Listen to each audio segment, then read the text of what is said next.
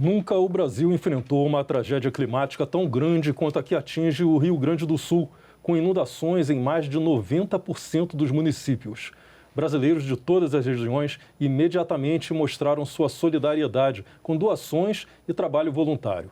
O governo editou medidas provisórias de ajuda emergencial e o Congresso agilizou propostas para ajudar a recuperar o Estado. Uma das ações do Senado foi criar uma comissão temporária externa e é com o presidente desse colegiado que nós vamos conversar neste Senado Notícias Especial. Senador Paulo Paim, muito obrigado por aceitar o nosso convite aqui.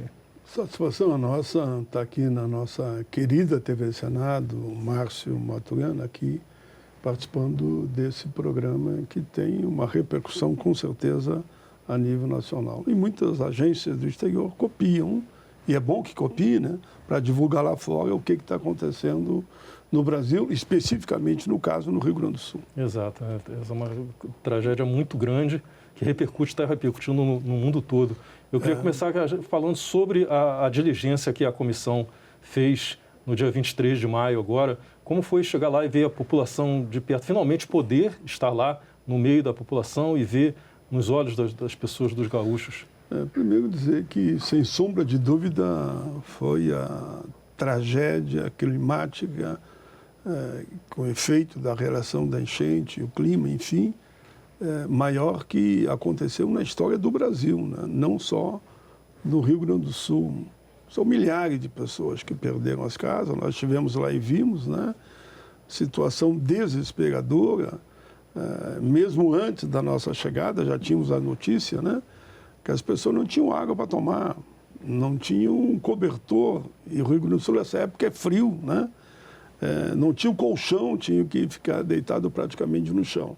Mas devido à solidariedade nacional e até internacional, eu diria que no momento quase todos os abrigos estão com roupa, com alimentação suficiente, mas não quer dizer que a campanha tem que parar, né? A campanha tem que continuar, até porque a chuva continua caindo lá no nosso estado, né? Já estamos aí com em torno, que todo dia muda os números, né? De 170 mortos e milhares de pessoas desabrigadas. Aqueles que perderam tudo, até os documentos. É como eu tenho dito que é pais e mães e avós chorando a perda dos filhos e é filhos chorando a perda da mãe, do pai e dos avós. Muita tristeza. Eu quero também fazer um agradecimento às Forças Armadas, tanto o Exército como a Marinha, como a Aeronáutica, né? Fizeram um trabalho assim de fôlego, um trabalho de gigantes, né?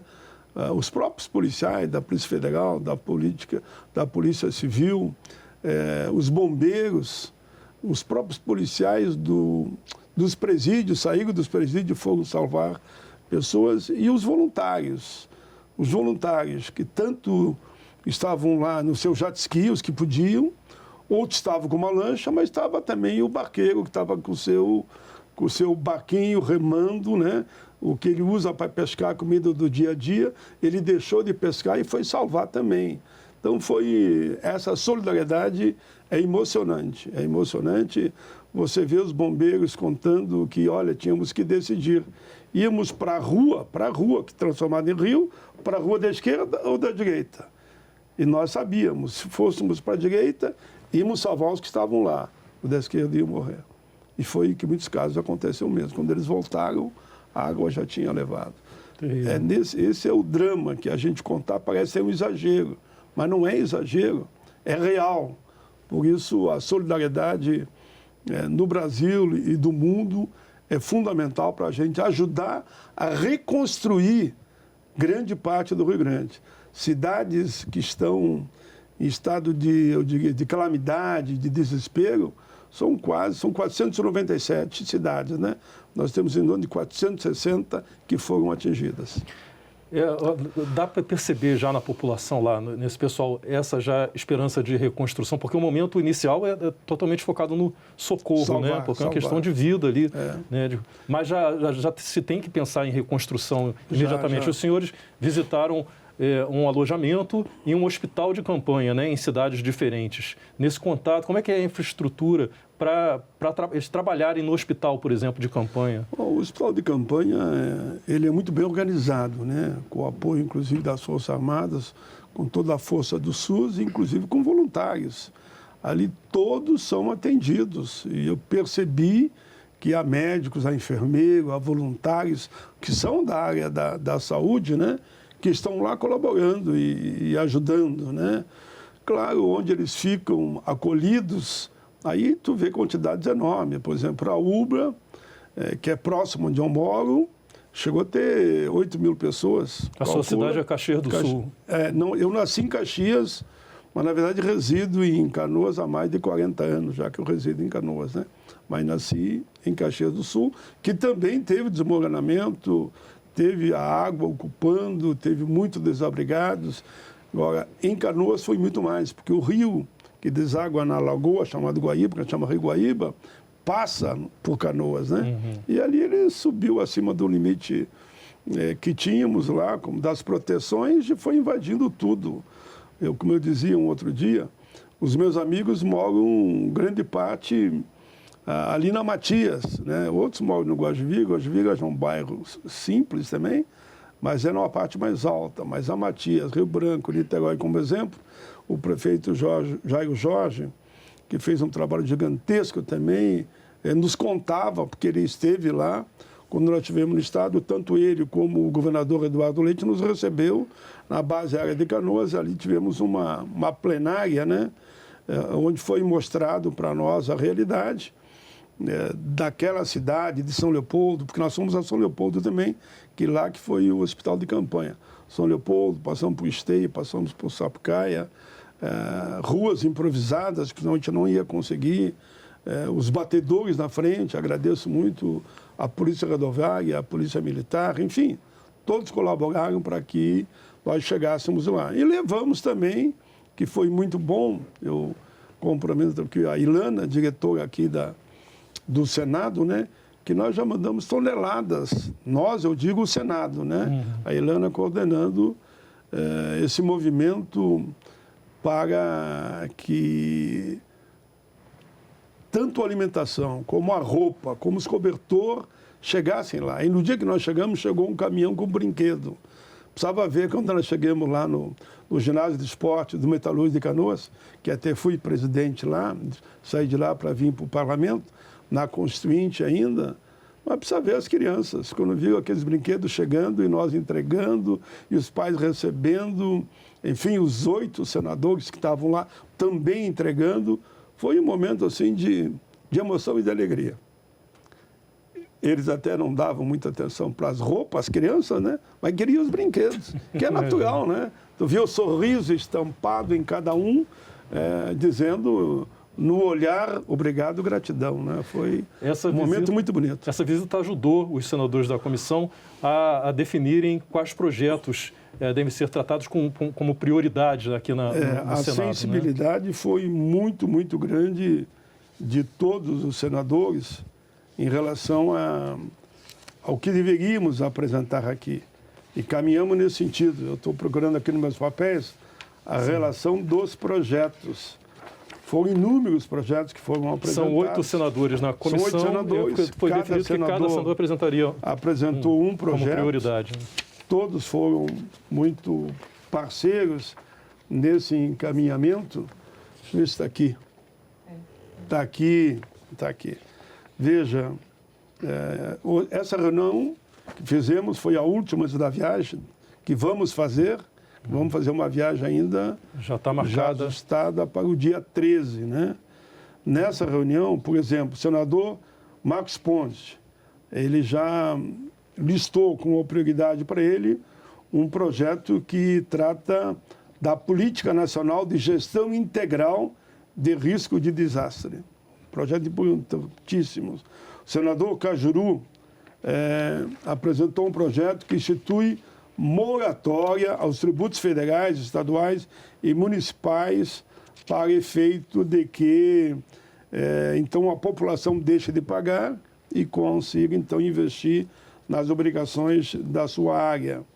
eu apresentei, e a Leila Barros, que eu aqui vou homenagear ela, porque ela podia apresentar um outro projeto dela, mas ela foi pesquisar e está defendendo um projeto de minha autoria, que já está pronto no plenário para ser votado, que assegura às vítimas diretas e indiretas de desastres ambientais a manutenção da qualidade de segurado da Previdência Social. Todos ficarão, durante esse período, recebendo.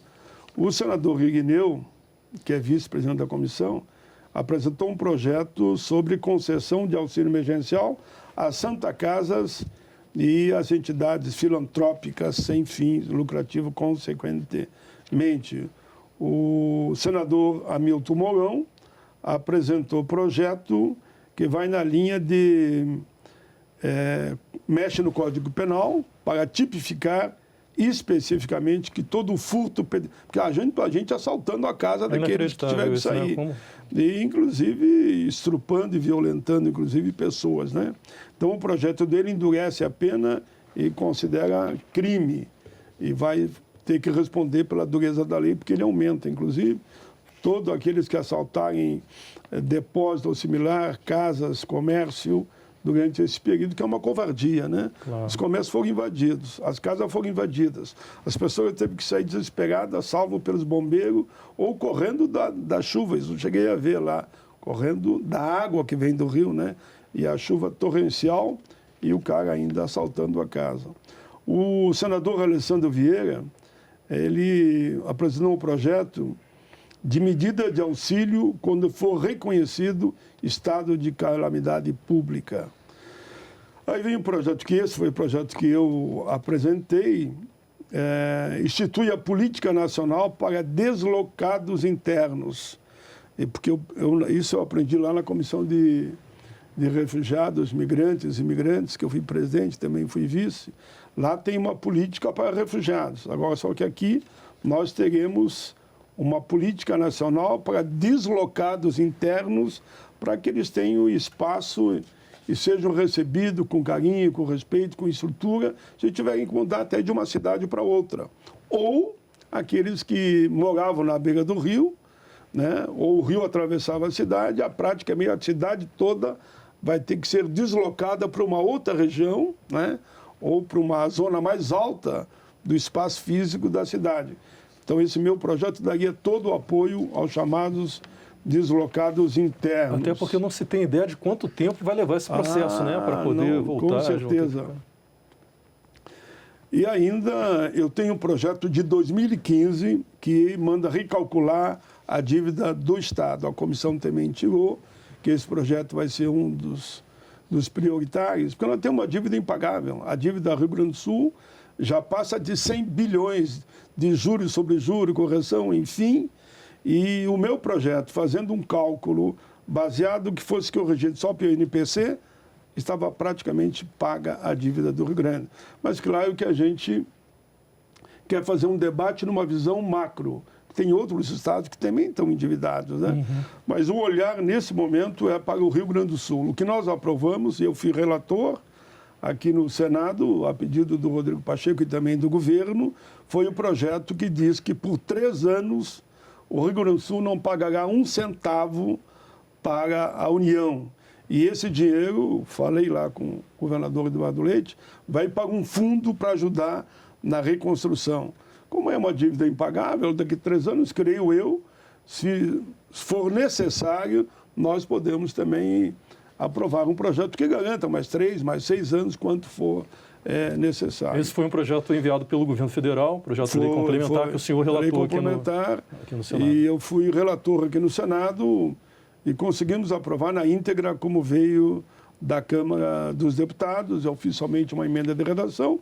Houve um debate lá, se teríamos que ali naquele momento aprovar a anistia total desses mais de 100 bilhões. Sim.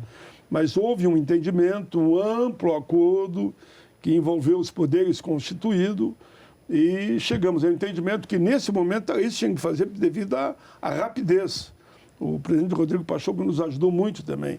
Aprova isso de imediato, paga 0 nos próximos 3 anos, e ele mesmo está liderando, o presidente Rodrigo Pacheco, um processo de renegociação da dívida dos estados. Se o Rio Grande do Sul não puder pagar a dívida acumulada, como eu disse, de juros e correção, que já passa a 100 bi, está muito mais daquilo que nós já pagamos se não fosse todo esse cálculo feito em cima devido a juros e às correções que, no nosso entendimento, são exageradas. A dívida poderia estar paga. Nessa diligência, os senhores se reuniram lá com o governador do Rio Grande do Sul, Eduardo Leite. Ele apresentou demandas também, ele certamente essa questão da dívida, ele citou isso, né? O governador, de fato, participou do debate lá, porque esse tema surgiu, e ele disse que, de fato, não foi o ideal, mas foi o possível. Tem até uma frase do senador Espiridião a mim, que ele também entende que tem que avançar essa negociação, dele foi importante, mas não foi o ideal, né, pai? Eu, como relator, disse para ele, sim, exatamente isso. O ideal nós vamos ter que construir nessa caminhada com uma série de projetos que estão tramitando, inclusive esse meu de 2015, que tem até um relatório favorável do Lidberg. Tu lembra do Lidberg, né? Sim. Ele fez um belo relatório. Agora, é algo que, primeiro, se botasse uma emenda naquele projeto, seria inconstitucional. A Câmara já tinha derrubado a emenda lá na Câmara. Voltaria para lá e não votaria tão cedo. Ou seja, estaríamos esperando aquilo que, baseado nesse projeto, que eu fui relator, o presidente Lula que mandou, o dinheiro já está chegando no Rio Grande do Sul. O governador citou também a questão do aeroporto Salgado Filho, que é o principal aeroporto internacional, e não tem condições, não tem nem previsão de quando ele vai poder voltar a operar, né? Por questão de justiça, o senador focou em duas áreas. Uma, ele disse que devido às empresas, grande parte delas estão tudo embaixo d'água, então não temos empresas e não temos empregados. E o governo, consequentemente, não arrecada também.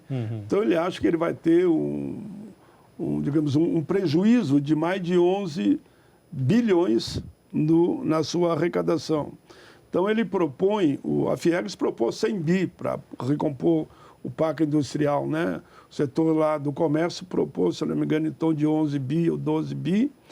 E o governador solicitou para nós que precisaria ter um aporte de recurso na faixa de 11 bi para ele poder manter os compromissos, né, do Estado em relação ao todo do Rio Grande, ajudar nas estradas e naturalmente também ajudar até nos pagamentos que o Estado tem que fazer para os servidores e aquele aporte justamente nesse momento que precisa de mais recursos, está deixando de arrecadar, porque a economia não está funcionando. A economia está totalmente parada, tanto no campo como na cidade, né? Porque as estradas estão também, a maioria, bloqueadas por um grande tempo e a chuva continua. Essa é uma preocupação muito grande de todos os especialistas. Mas acreditamos que estamos caminhando bem. Percebo que tanto o governador do Estado, Eduardo Leite, como o presidente Lula estão fazendo todos os esforços possíveis e imagináveis para ajudar a reconstruir o Rio Grande. Inclusive, reconstruir milhares e milhares de casas. Estão fazendo milhares e milhares de residências, porque eles perderam tudo, né? E daí a tal de linha branca, por exemplo, né? Que é geladeira, fogão, enfim, tudo aquilo que eles com certeza terão que comprar. O setor agro, que é muito forte lá no Estado. O setor agro muito forte, que também foi prejudicado. Nós temos que olhar para o campo e para a cidade. E é com essa visão que a comissão está trabalhando e dialogando com todos os poderes constituídos. Como eu digo, o momento é de muito diálogo, de muita solidariedade, muita fraternidade, muito amor, muito respeito e carinho. E percebo que o Brasil está tendo com o Rio Grande, e entre nós, seja do Legislativo, do Executivo, tanto a nível estadual como aqui da União, há uma parceria. Alguns dizem, mas há uma briga ideológica ou política. As questões políticas sempre estarão no ar. Mas, como eu digo, vamos fazer uma trégua, né? E vamos nos preocupar agora em salvar vidas e garantir que as pessoas voltem a viver com dignidade e com o sofrimento, né? De tantos entes queridos que perderam. Acho que é possível. A eleição municipal é lá em novembro, podem até jogar para dezembro, né? Bom, lá cada um vota em quem quiser e depois teremos ali 2 anos as eleições para governador, para deputado federal, estadual, senador e presidente da República. Mas tudo no seu tempo certo. O momento é de solidariedade e de expressão minha aqui, por exemplo, de gratidão a todo o povo brasileiro pela forma como estão solidários e ajudando o nosso querido Rio Grande do Sul. E fica também já o aprendizado para o futuro, não só para o Rio Grande do Sul, mas para todo o Brasil, né? Porque as mudanças climáticas, as emergências de mudanças climáticas vieram para ficar, não é uma coisa que está acontecendo.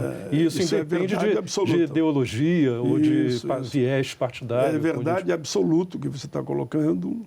Eu digo que o Brasil era ou é até esse momento, dessa desastre que houve no Rio Grande do Sul, que a gente fala de desastre da natureza. A natureza não fez nada errado. Quem fez errado foi o homem, porque o homem criou obstáculo, o homem poluiu, o homem cortou as florestas, o homem usou agrotóxico exageradamente, indevidamente.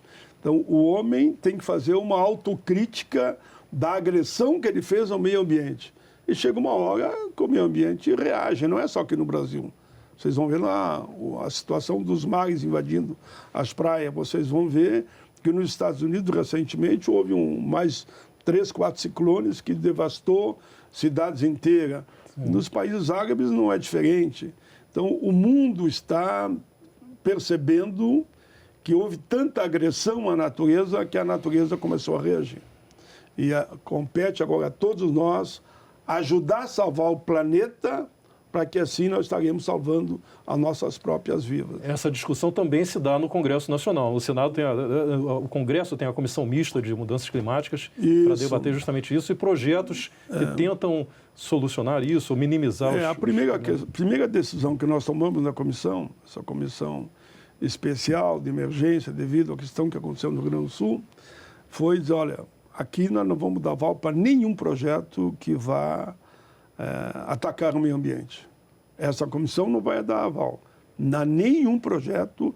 Daqui sairá em qualquer indicação. Tu vê que tem aí indicação de 10 projetos, poderão vir mais 10, mas qualquer projeto que ataque o meio ambiente será vetado, se depender de nós, naturalmente, da comissão.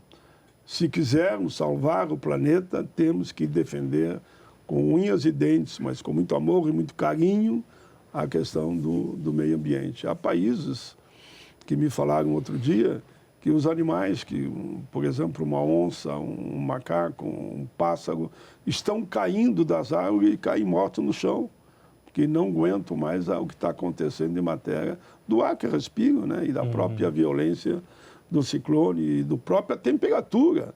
Tem lugares que o sol está aquecendo a mais de 50 graus, 60 graus, tudo isso acaba atingindo a saúde das pessoas, né? O exagero do frio, o exagero das águas e o exagero do sol, porque há um desencontro devido a tudo aquilo que, infelizmente, os homens estão fazendo no ataque à natureza. E essa questão não é só tratada pela comissão aqui no Senado, não só pela comissão do Rio Grande do Sul, nem só pela comissão mista de meio ambiente, também, mas todas as comissões, tanto que até na questão emergencial também se voltaram para o Rio Grande do Sul, por exemplo, na parte das emendas, né, a parte das emendas serem destinadas. Nós estamos fazendo uma campanha no Senado e na Câmara. Por exemplo, eu lembro, porque o líder do PMDB reuniu recentemente comigo, o senador, e eles, olha, para ter mudando 58 milhões cada um dos nossos, mandou aqui 1 milhão cada um. Parece pouco, mas somando tudo é bastante. Calcule, são os 513 deputados, cada um deles derem um percentual em emendas, não é dinheiro do bolso de ninguém, em emendas parlamentares que eles podem destinar para o Rio Grande do Sul. Um cálculo que a gente fez, se todos ajudarem, mais emenda de comissão, emenda do parlamentar, emenda das comissões, nós teremos aí alguns bilhões a mais para ajudar a reconstruir o Rio Grande do Sul. E isso é possível. O governo já operou nesse sentido, que é só as comissões decidirem. Eu hoje mesmo, porque eu já decidi na Comissão de Direitos Humanos, já aportei um aporte de recurso total que eu tinha lá para o governo liberal para o Estado. A Comissão de Educação, o senador Flávio Arnes também já fez isso, foi um dos primeiros, inclusive, a fazer. E outras comissões estão ajudando também nesse sentido para que o aporte de recursos chegue logo no Estado, porque hoje falta dinheiro para tudo, né? Para estrada, para roupa, para remédio, para ter mais profissionais ajudando a reconstrução, né?